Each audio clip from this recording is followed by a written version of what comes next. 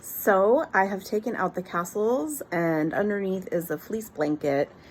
And by the looks of it, I'm starting to think that I need to do the fleece changing twice a day. So here you go. Don't you be judging me. I'm new at this and getting better. Everything's kind of a learning experiment with this and seeing what works there. And I'm going to get it down and we'll figure this out together. So I took out the cages, the castles, how dare I?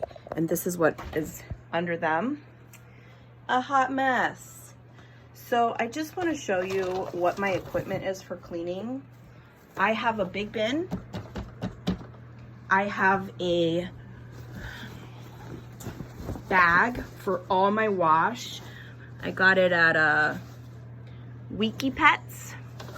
So what I'm gonna do is I'm just gonna literally fold the edges of this blanket in, try to contain this mess. So this blanket was folded up to keep it dry. Fleece is great at keeping it dry.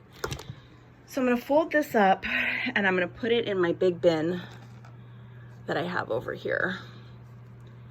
And then I'm gonna sweep the cage out. So it's all just gonna be contained in this spot right there.